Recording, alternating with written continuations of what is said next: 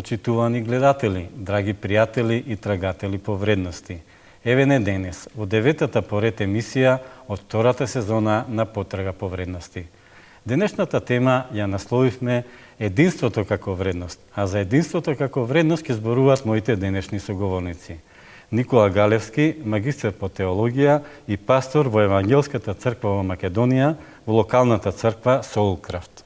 Здраво, Никола. Здраво.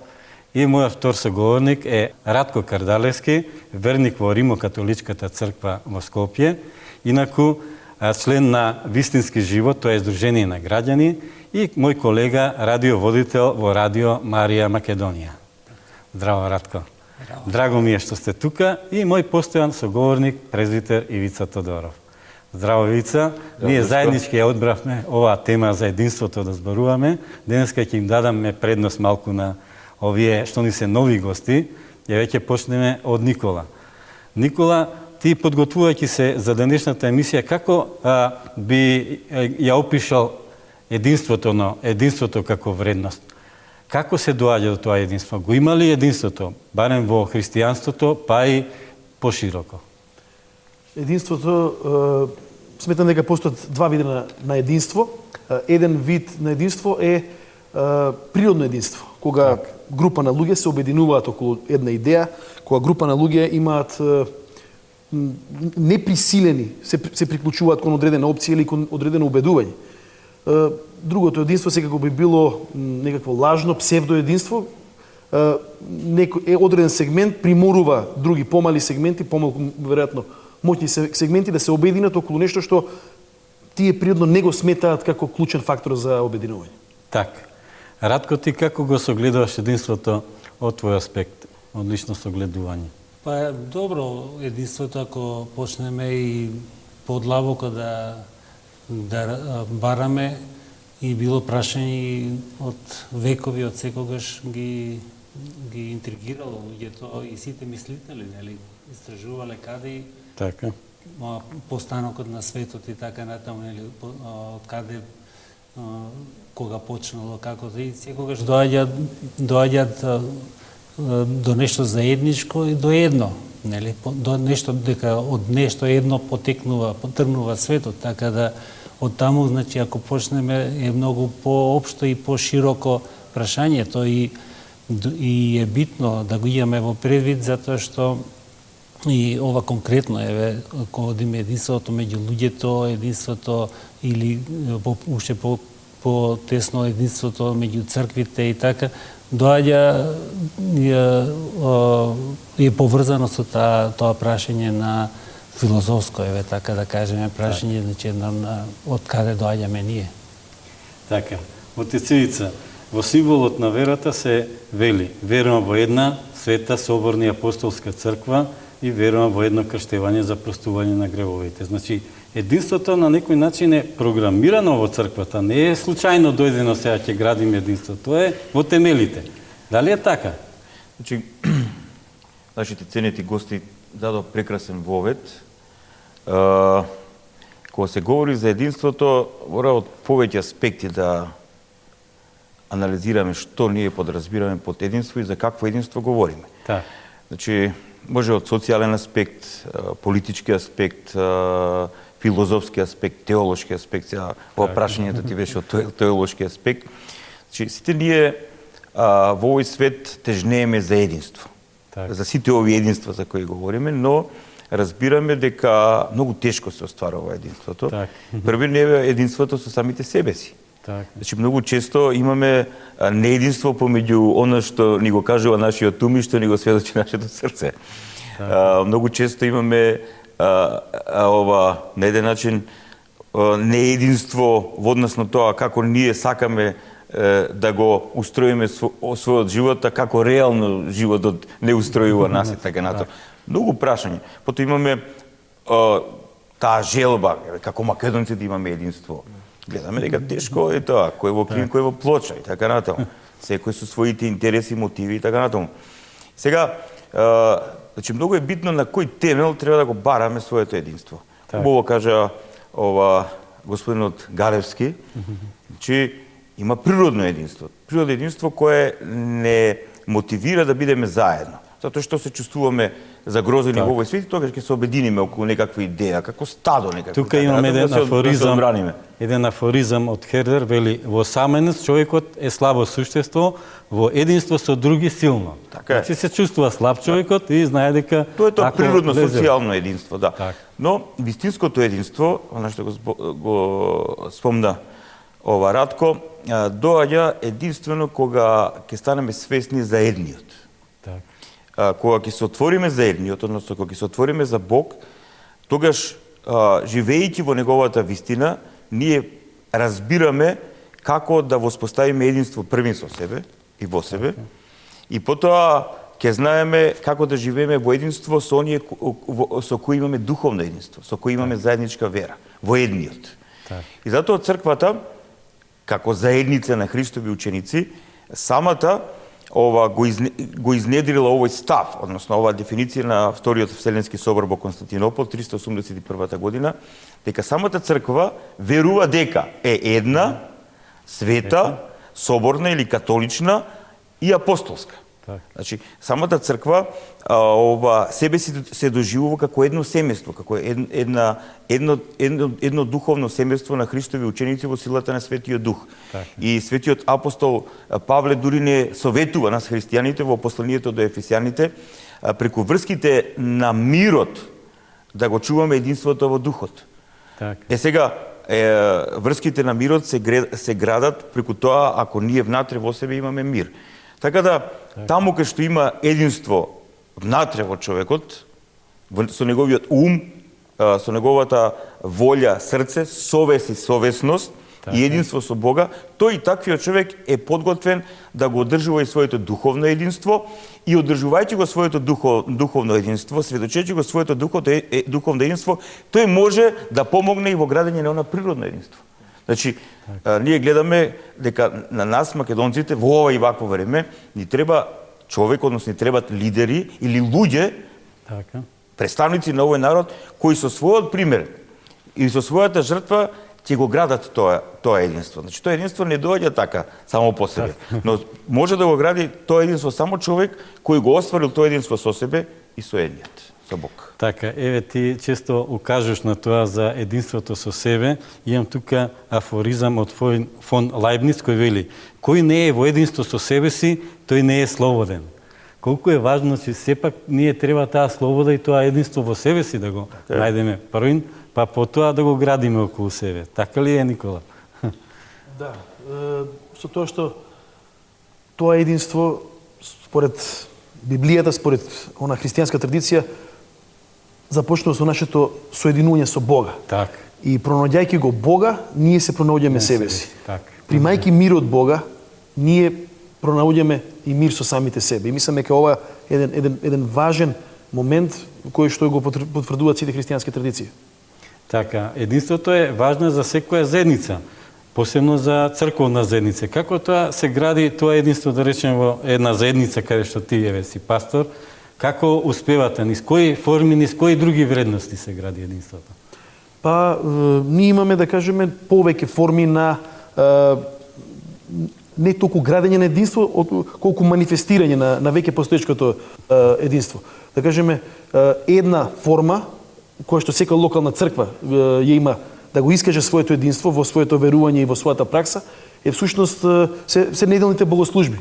Так. Значи, тоа е тој наш собир, и со самото наше присуство ние потврдуваме дека ние сме обединети во нашата вера, која што произлегува од Библијата и од оно што Христос го направи за нас, и дека во нашата пракса сме обединети и дека самиот наш чин на присуствување и на учествување во богослужбата, всушност тоа го покажува.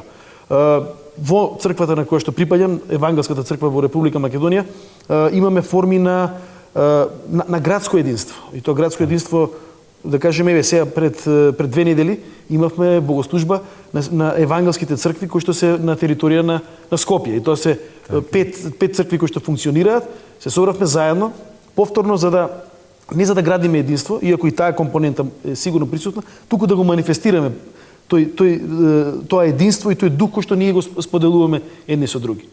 Тоа го правиме и на национално ниво, неколку пати сме имале прилика да се собереме, да кажеме, евангелските цркви во Република Македонија на едно место и со самото тоа да повторно укажеме едни на други дека сме заедно, без разлика на географска оддалеченост, која што од секогаш во црквата била секундарна како фактор на таквото единство.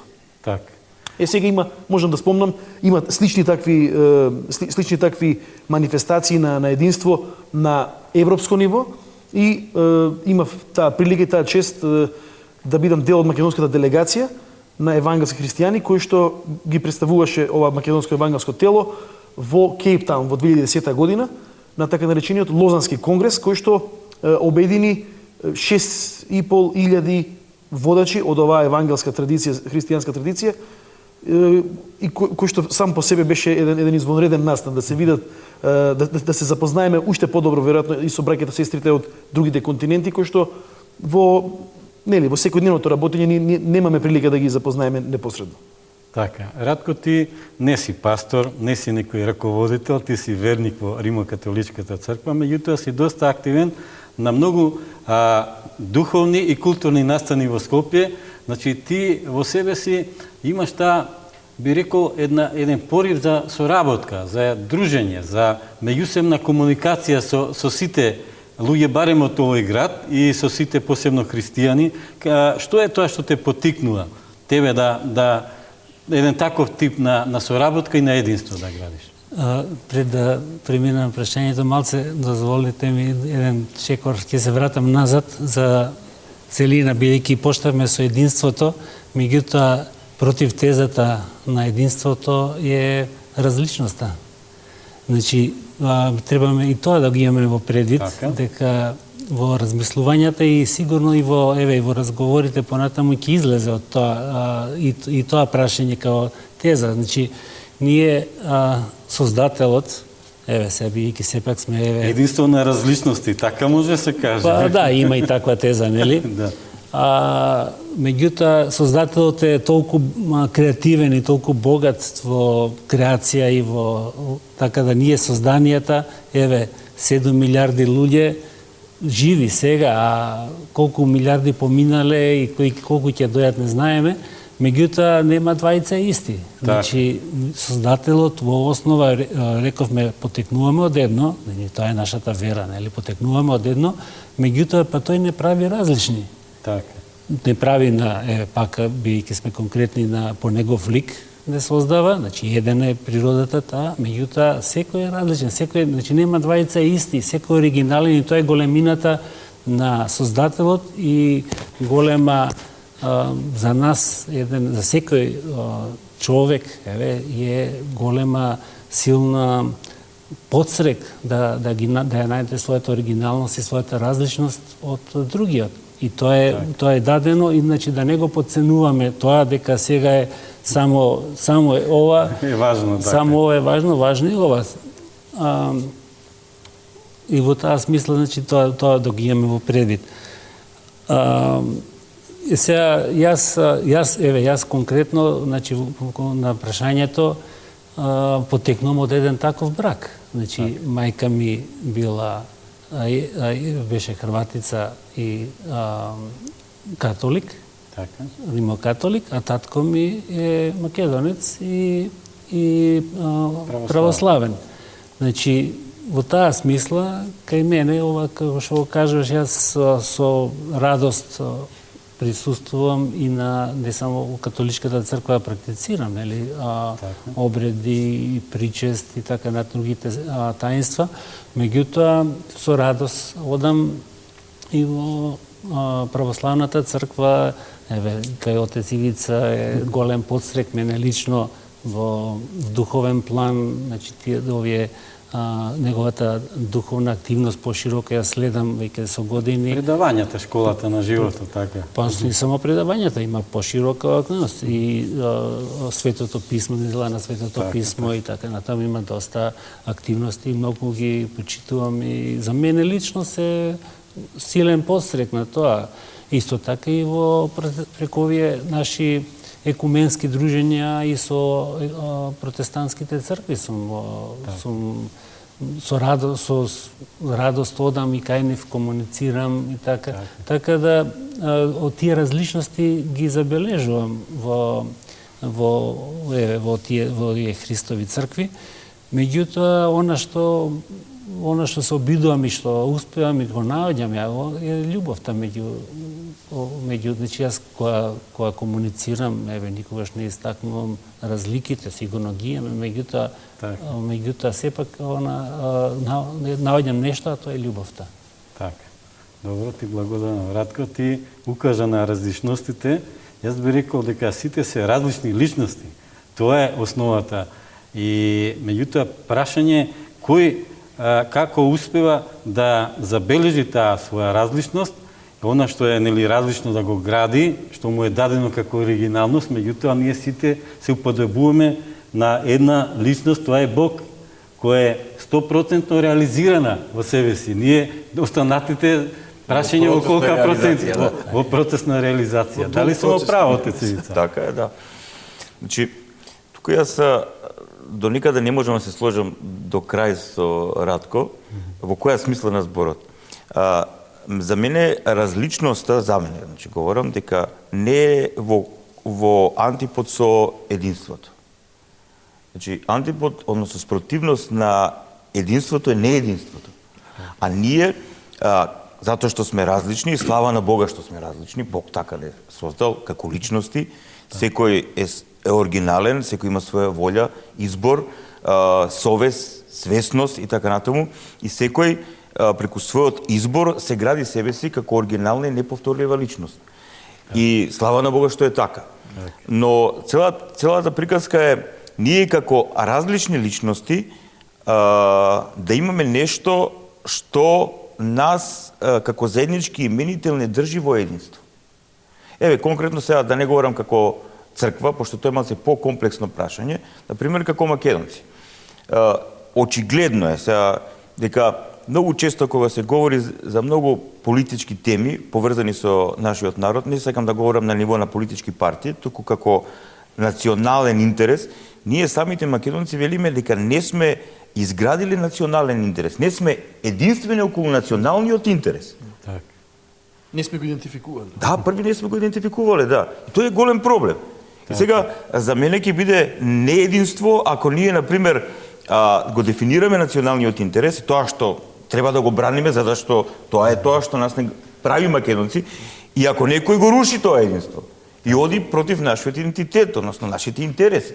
Затоа што ние, кога следиме разни политички емисии, овие големи сили говорат за своите национални интереси. А своите национални интереси ги бараат 5000 км, 10.000 км од нивните граници. Но тоа е друг муабет. Но ние македонците треба да станеме свесни кои се нашите национални интереси и да ги дефинираме, да се јасни и да го градиме своето единство во однос на тоа. Сега, тука треба да се почитува различност. Различноста на политичките партии. Кој повеќе ќе го гради тоа единство? Кој повеќе ќе го напредува усовршувањето на нашето заедничко живење како македонци и граѓани Република Македонија? Во тој контекст, Радко, мислам дека различноста, да, и треба да има повеќе политички партии, но тие политички партии да бидат обединети, да имат единство околу зачувување на нашите актуализирани, дефинирани, јасни национални интереси. Тоа е тоа. И сега, ако некој тоа не го прави, тогаш го руши единството. Тогаш оди против интересот на својот народ. И тогаш гради неединство. Да. Дали може на црковен план да се каже дека Христос е тоа што е и заедничкиот интерес на сите цркви, значи Евангелието Христово, она што он го кажал, и сите се обединуваме околу Христа. А оние што одат против она што тој го вели, она што тој го насочува и ни го дава како еден живот, тогаш тие го рушат единството во црквата. Дали би можело така да се каже? Пак, сега не така, може да се каже, него така е некако. Так. Сега, кога ние ги читаме со внимание светите книги на Новиот Завет, пророштвата од Стариот Завет, кога ние со внимание ја истражуваме историјата на црквата, ние знаеме дека на денот на Педесетница се актуализираше почетокот на новозаветниот народ Божи, односно на телото Христово. Значи, тоа е новозаветен народ Божи. Тело Христово. И како што вели светиот апостол Павле, повторно во своето послание до Ефесијаните, тоа е еклесиолошко послание, значи послание за црквата, една е верата, едно е крштевањето, затоа што еден е Господ. Една е нашата надеж. Сега, оние што го руши единството на црквата, уште во ранохристијанскиот период, значи, еве да ги спомнам гностиците, тие го руши единството на црквата. Затоа што говореа и сведочеа некои нешта кои не беа поврзани со онаа вистина која ни откри Христос. Така да самата црква, самото заедништво, самото единство се одели од таквиот тип на сведочење и практикување на верата. И оттаму дојде, од тој период и дојде тој термин католична црква, католики, што значи полнота, католон, кон полнота, црква во која се пренесува и се сведочи полнотата на објавата во силата на Светиот Дух. Таа полнота на објава што Христос ни ја откри. И тоа е тој критериум, и тој критериум видливо значи, се изразува преку она што го спомна и Гале, Галевски, кога ние во денот на Воскресението, во Кириакимера, во неделниот ден се собираме како црква. Се собираме на литургија, на заедничко дело, заедно да му благодариме на Бога, да се помолиме, да го засведочиме нашето единство, но и да се причестиме со Христос. Пошто од раната црква до ден денеска, еден од битните критериуми за сведочење на нашето единство со Христос и помеѓу нас е причестувањето, кинонија, значи самиот збор кинонија, значи заедништво. Причестувањето со телото и крвта на нашиот Спасител. Значи, ние кога пристапуваме да се причестиме, ние со тоа засведочуваме дека сме Христови, дека имаме единство со Него и дека имаме единство помеѓу нас. И на видлив начин го сведочиме нашето духовно единство, што го има и така црквата тоа го практикувала од ранохристијанскиот период и до ден денеска. Тоа е видливата форма на сведочењето на единството.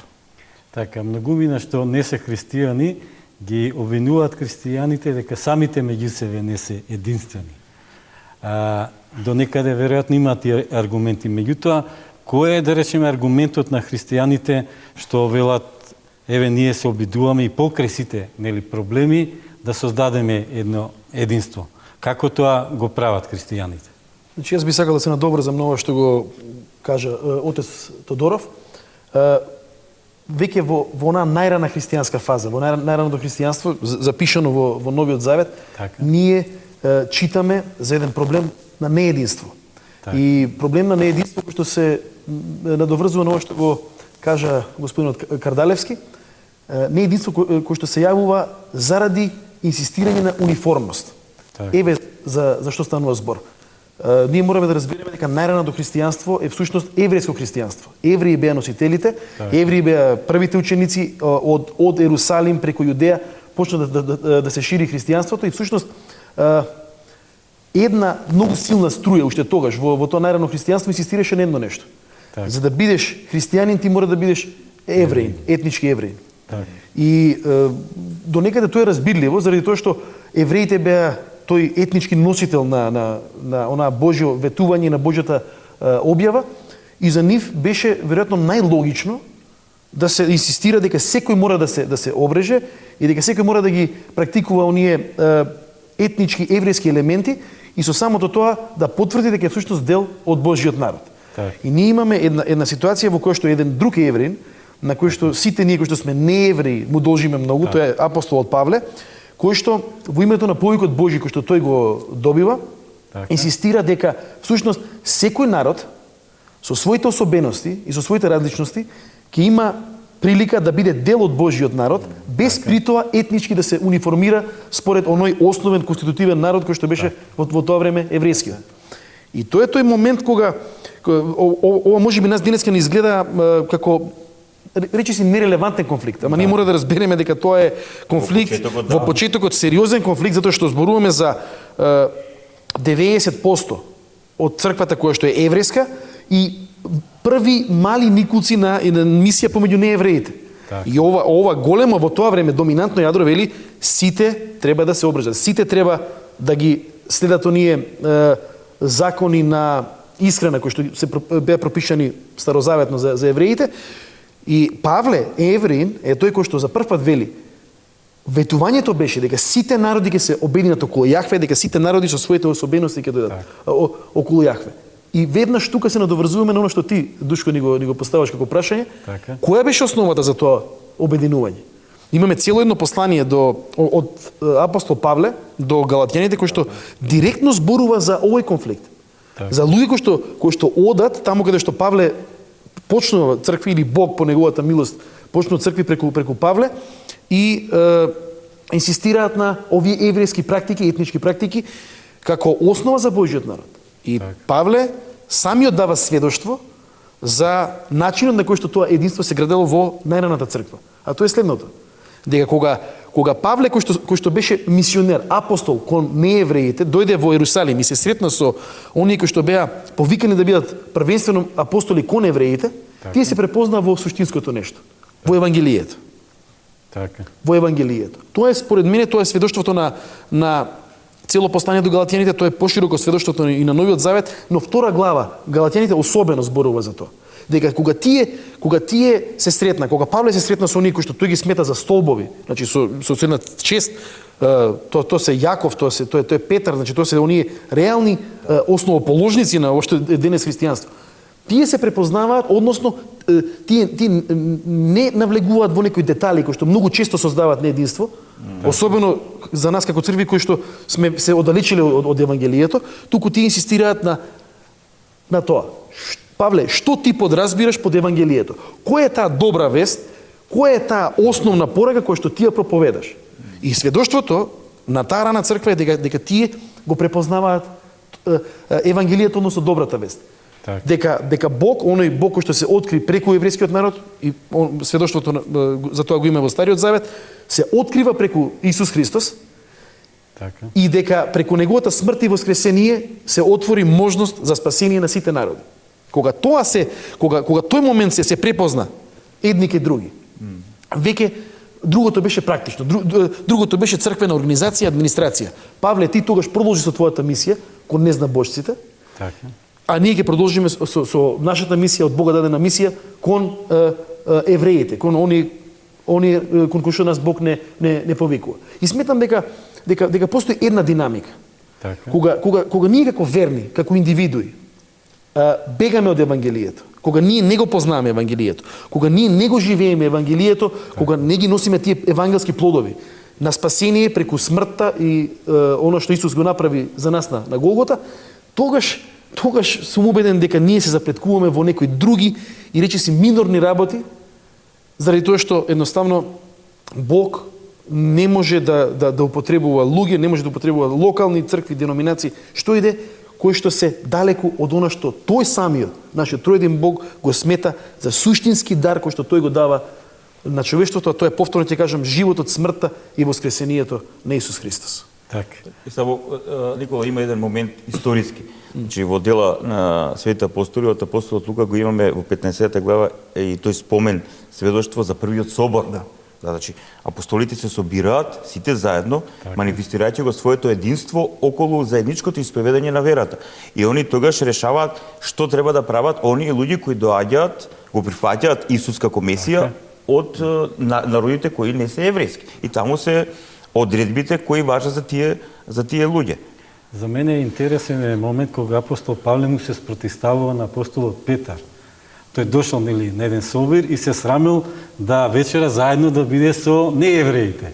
И апостол Павле, иако себе се одржува како најмал од апостолите, станува и со силата на Светиот Дух го разобличува Петар.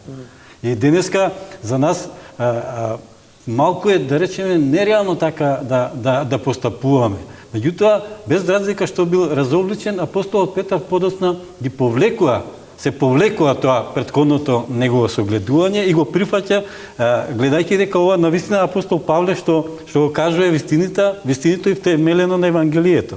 Гледаме, значи луѓето тогаш без разлика на чинот, на поставеноста во црквата, ако не биле во право, се повлекувале. За разлика од денеска Малку тешко тоа да се случи. Има еден многу битен момент што првото откровение за тоа дека незнабожците треба да влезат во новозаветниот народ Божи, го имал апостол Петар. Он го крштева Корнили и неговото семејство. Да, он бил осведочен, но целиот проблем сега и апостолите биле луѓе. Така. И тоа е тој момент на културолошкото влијанието на твојот етнос. Ние сите, еве денеска во едната света соборна апостолска црква го гледаме тој момент на влијанието на етносот, на влијанието на природното единство во однос на духовното единство. Па многу проблеми во црквата доаѓаат поради тоа природно единство, кое не врзува со национот и тој момент што ние не можеме да, како да кажеме, да пораснеме надвор од тоа природно единство. Затоа што ние се раѓаме, еве, јас сум се родил во семејство македонско, не сум избрал. Значи, по природа, јас сум наследил таков идентитет. Но јас, кога сум решил да бидам христијанин, јас сум умрел за мојот природен идентитет.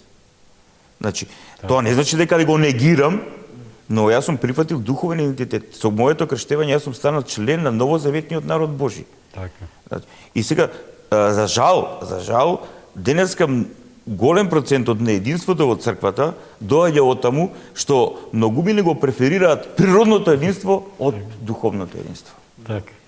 Радко ти гледам со внимание, не следеше тука, меѓутоа да не те запоставиме, ти прво отвори тој моментот на различност, а сега ние се надоврзавме на неединство. Каде ти го гледаш неединството, а каде единството? Во христијанството пред се, па после и во општеството. Добре, еве сега, значи гледаме дека единството може и да добие негативна конотација. Значи зависи како во кој што ќе подразбере некој под единство, што искажува и што цели, кон што цели. Значи видовме сега може да биде и во одредена, ако се затвори во, еве како што кажа отецот, во некоја национална средина, значи отецот вели умрев за, меѓутоа ако некој не умре за, како отецот што исповеда, значи ако некој не умре и држи можеби да каже официјално дека така, меѓутоа во себе, во срцето не е, и ќе инсистира и гледаме доаѓаат се појавуваат негативни конотации кои што во суштина го разбиваат тоа единство на суштинското, значи во што бидејќи ние еве како што кажавме, значи конечно завршницата на нашиот живот, нели во овој свет ќе биде пак во едно, ќе се вратиме во тоа едно. Така. Од кај што сме отпаднале, нели треба да се тоа што со причестувањето го обясни отецот убаво. Значи ние практично со причеста ние си го отвараме тоа каде таа цел си некако секоја недела си ја пробудуваме кај себе да си го тоа развиваме. Така да еве тоа е значи ако во тоа гледаме ние единство, а не во овие единство кое што различност и тоа се злоупотребува, мислам, еве јас сум го забележал во секоја црква, значи што знам, еве не единство и истрењето на неединството меѓу различните христови деноминации дури и се злоупотребува. Ја мислам, не е суштинско. Еве во една црква, во било која црква, можеме да забележиме, што знам, верник од моје село и верникот од другото село. И сега кој е по, еве ова што сме го виделе и кај евреите, значи тоа е беќе, значи тоа е некако доаѓа, отецот спомна и на пошироко во други категории, други нивоа, како што е политика и така, значи гледаме појава на неединство, раздор, расправи, значи тоа е некако, еве, тоа е дел на овој живот, меѓутоа треба да видиме што од каде доаѓаат тие пориви на неединство, тоа треба да се промени и што подразбираме под единство. Значи тоа некако треба и тоа е многу важно да се дефинира. Така, еве, тука имаме еден афоризам од Никола Тесла, вели, сите ние сме едно, луѓето се поврзани со невидливи сили. Значи, секој духовен човек што работи на себе си, ќе дојде до овој заклучок, дека сите ние на едно подлабоко ниво сме поврзани И ако сме на тој начин поврзани, значи ние треба да го градиме тоа единство со другите луѓе. Меѓутоа, ние, ако го немаме тоа сознание, дека сме на едно подлабоко, на едно посуштинско ниво поврзани, ние секогаш ќе го гледаме различното кај другиот и нели ќе се соблазнуваме, или тие другите ќе се соблазнуваат од нас, и на тој начин нели ќе се гради не единство наместо единство. А меѓутоа, овдека имам исто една многу добра изјава од апостол Павле. Вели, нема веќе ни јудеци, ни елини, ни роб, ни слободен. Нема машко, женско, зашто сите вие сте едно во Христос Исус. Ова е нели темелот на христијанското верување и на христијанската вера. Ова е темелот на христијанското верување и ова е, барем според тоа како јас го читам Светото писмо и Новиот Завет, ова е најрадикалната изјава која што е дадена со длабоки политички и социјални импликации. Так. Ова е изјава која што за прв пат беше дадена во историјата.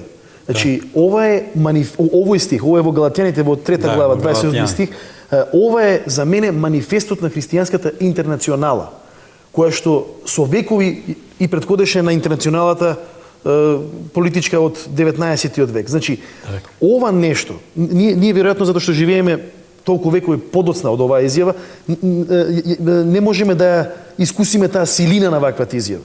Ова во античкиот свет е шпанско село. Значи, ова нешто не постои. Така е. Во античкиот свет, што беше суштината на античкиот свет? Секој народ свој божества, свој пантеон, инсистирање на засилување на тие етнички и царски куќи И класни разлики. Интересно, многу често полови исто, нели мажите имаат привилегии, жените. Жените, значи ние треба да разбереме дека дури во однос на тие статични би ги нарекол антички религии, каде што тебе ти се кажува горе-долу следново. Светот е статичен, постои некој врховен бог, тој врховен бог го авторизира владетелот и внатре класите нема што да се мешаат. Секој клас има свое божество, секој еснаф има свое божество, жените имаат свои божества, значи полови одредени божества, мажите имаат свои божества. И ние го читаме овој стих, овој Галатјаните 3 глава 28 стих и Павле вика нема веќе. Односно, не дека тие разлики не постојат повеќе, ама тие се во однос на тоа што отец Тодоров го кажа секундарни разлики. Така. Кога сме ние во Христос, нашиот идентитет во Христос ги прави овие секундарни обележи. Така. Не ги поништува, ама ги прави секундарни. Второстепени ви Второстепени ги прави. Да. И ова нешто е тој манифест кој што придонесе. И ние мораме да се потсетиме. Првата еманципација на жените е производ на овој манифест. Првата еманципација во вистинска смисла на зборот, апсолутно. Да. Првото меѓународно заедништво е всушност произлезено од овој манифест. Дека нема веќе тука стои грци или евреи, односно метафорички кажано, значи нема повеќе поделби помеѓу народите. Нема повеќе избран народ и останати народи. И останати. Оној кој што е во Христос, оној во чиј што живот, она заедница во чиј што контекст се пројавува духот, светиот дух. Таа е веќе, таа функционира сосема поинаку. И ова се сушност, ова се тие нешта, ова се основите кои што дадоа идеолошка основа, ако сакате. Так. Атеистичка, но сепак идеолошка основа за онаа интернационала која што ние знаеме, кој што се случи и се роди во 19 век.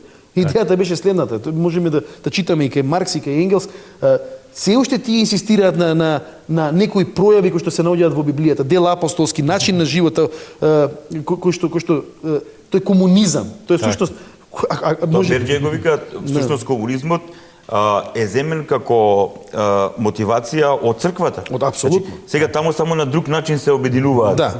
Во пролетариот сите земји обединете се. Пролетариот сите земји обединете се. Разликата е само што овие втори пролетари се обединија без Бога и ова го зема само како еден социјален програм. Ајде да направиме единство, ајде ова да го потенцираме, ама Бог ќе го исфрлиме.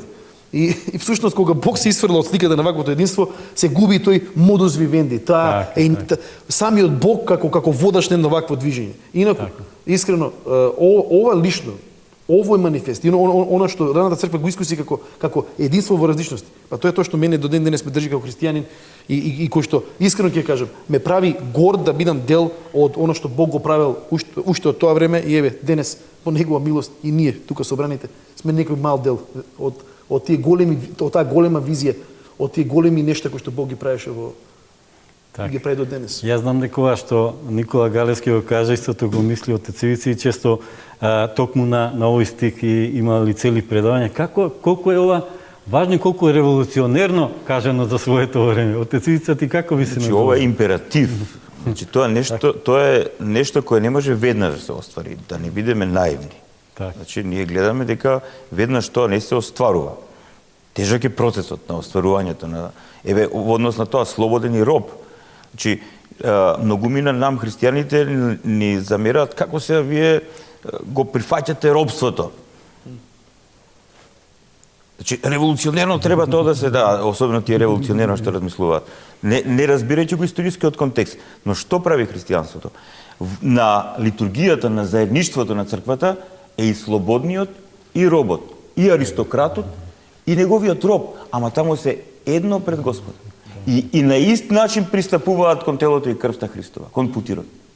Значи, не е овој оделен аристократот или робовласникот од робот, па на друг начин. Значи, они се еднакви пред Господа. Во овој свет, вако како што е, социјално можеби не се. Но, со самото христијанство, со самиот духовен живот, со самиот императив на исполнување на оваа заповед, односно на и визијата на Евангелието, нештата во самите општества се менуваат. Така.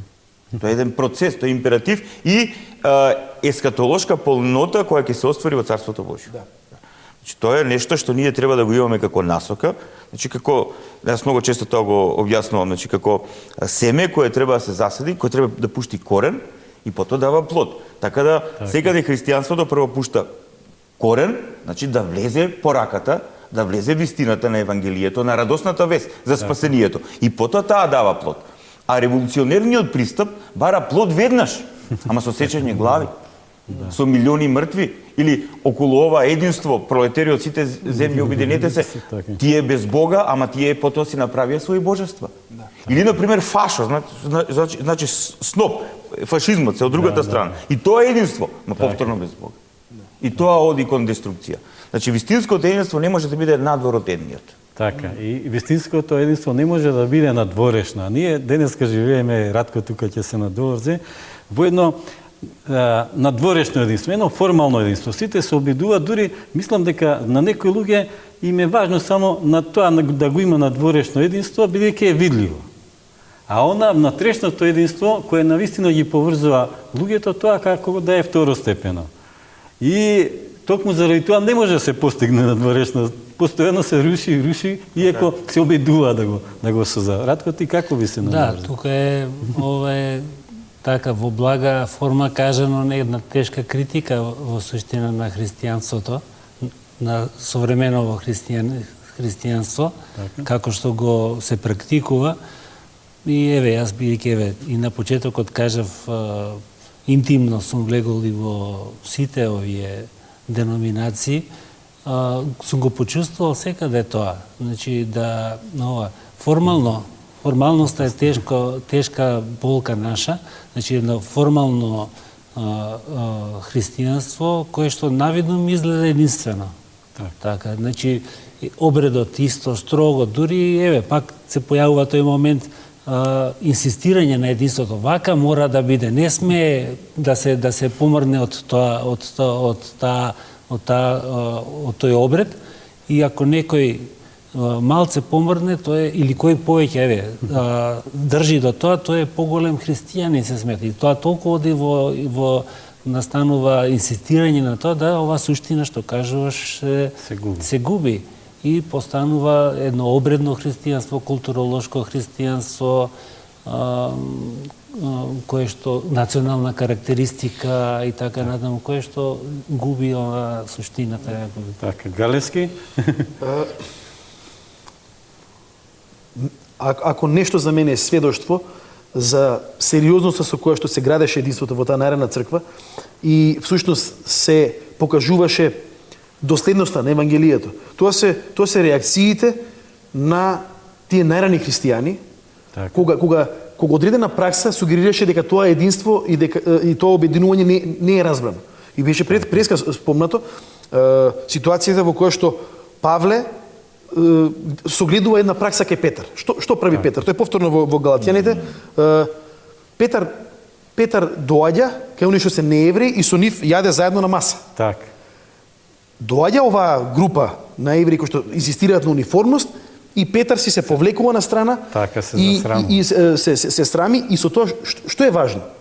Со тоа што тој се одвојува од таа софра, од таа трпеза со неевреите, тој покажува дека тој се уште живее во тие стари категории, дека тој е еден народ, дека не постои народ Божи. Значи тоа не е само срам, сега сакам да потенцирам дека тука има теолошки импликации. Тој се срами, ама тој се плаши да не биде осуден од неговите сонародници. Така. И Павле, тоа го сведочи во Галатјаните, вели, во лице веднаш на Петар му кажав пред сите како можеш ти со твојата пракса да го разурнуваш она што преку жртвата Христова се создаде. А тоа е еден народ Божи создаден од повеќе етникуми. Ние го имаме Јаков. Морам да го спомнам Јаков и Павле во Коринтијаните еден момент. Ајде ќе почнам со Павле. Павле ги опоменува Коринтијаните заради една пракса. Вика, вие се собирате за Господова вечера и имате многу нехристијанска пракса.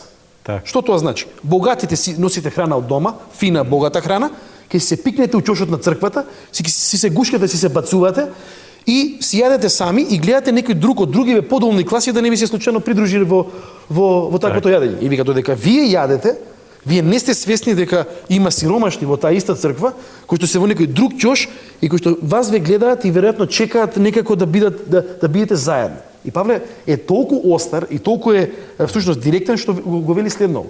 Ако вие како црква имате оваа пракса, вие треба да прекинете причеста. Вие треба да прекинете Господовата вечер. За нас може би денес фрапантно. Како е тоа можно? Вика, еве го на Павле аргументот. Ако имаме таква пракса во една црква, вие како црква не разбирате, не го разликувате телото Господово. Така. Од обичното јадење. Од обичното јадење. Зошто?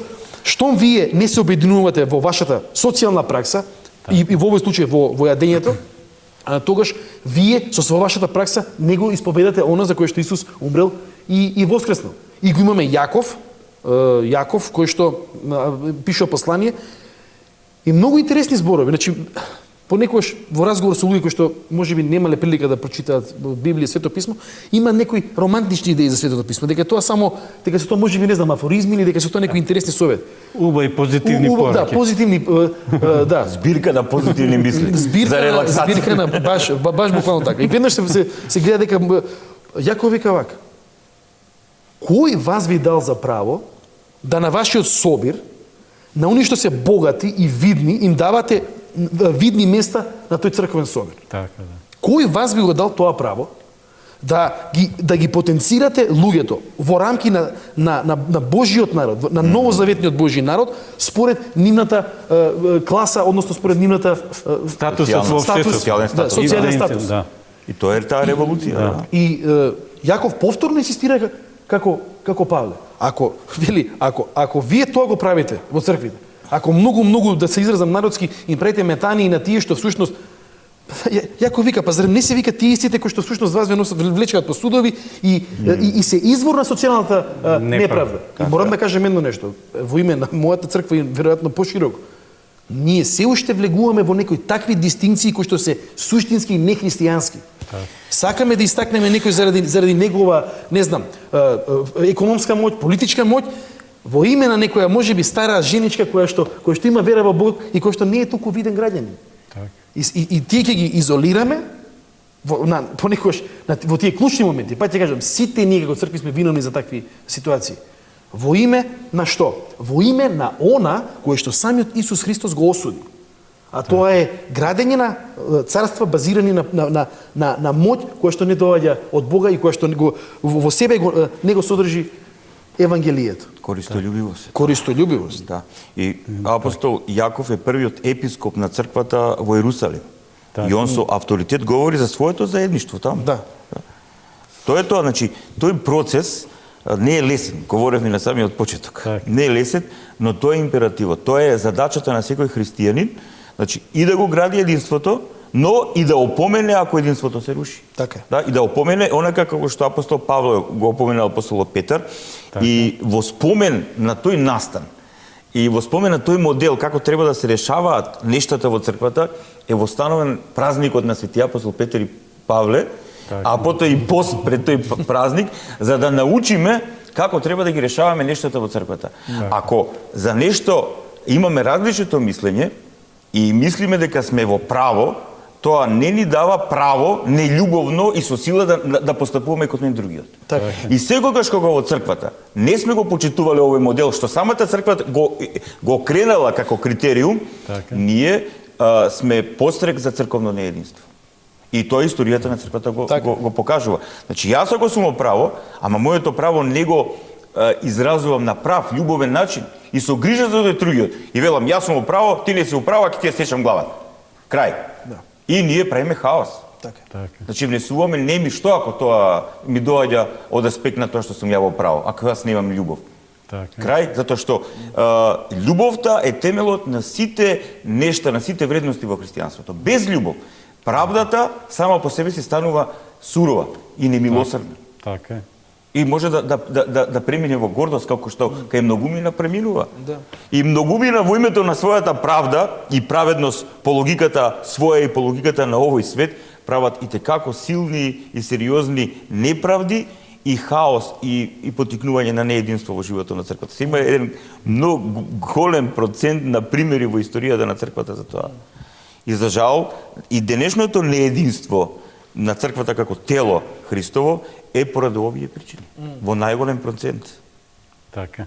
Дали можеме со оваа порака дека основа на секоја вредност е љубовта, па посебно на единството, како ние ќе изградиме единство ако немаме љубов меѓу себе, тоа да биде и главната порака на денешната емисија.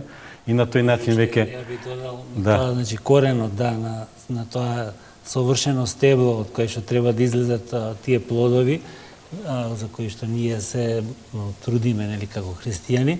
Значи коренот на тоа стебло е љубовта, како што кажано, вака метафорично кажано. Меѓутоа, на таа љубов ние мораме да додадеме и христијанска смирение и понизност. Значи ние мораме, кога ја имам таа љубов, сега ми е лесно да станам во смирение, да му придам на мојот брат христијанин и да му помогнам или јас да се ја видам грешката. Значи тука е во љубовта и во смирението, во понизноста е основата што ние треба да дадеме. Меѓутоа на крај, бидејќи задачата многу тешка за обединувањето, конечно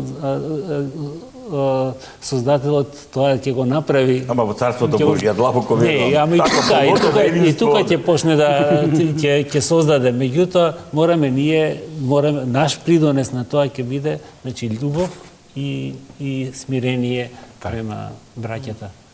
И не смеме тоа да го забораваме дека на тајната вечера главата на црквата, единствениот посредник на целото човештво со небесниот Отец, Христос, нашиот Спасител, се молел на небесниот Отец да бидат едно како што сме јас, Оче, и ти.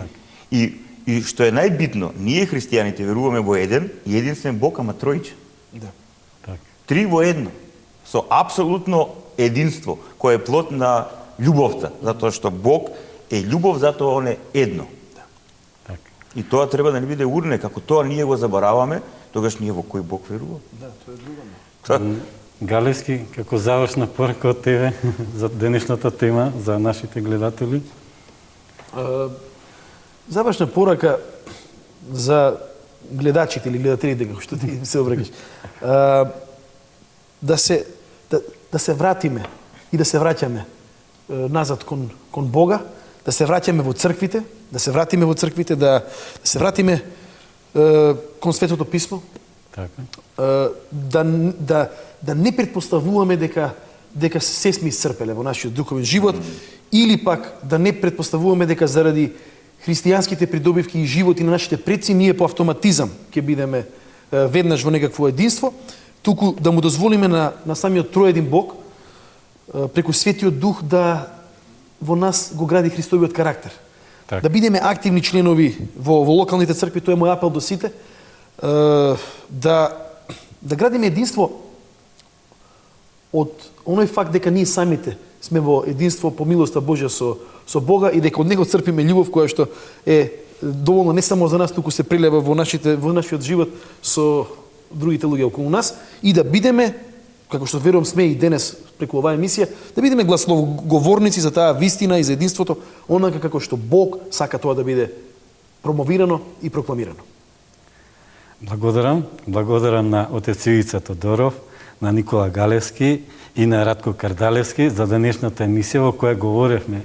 Нели денешната тема беше за единството. Се надевам дека ние дадовме еден прилог кон градење на такво единство и дека бевме интересни и поучни за нашите гледатели. Ви благодарам за соговорништвото, за убавите пораки, а ние се подготвуваме сега за следната емисија, која се надевам дека со ист интерес ќе побуди исто таков интерес кај нашите гледатели и следниот пат. Благодарам. Благодарам.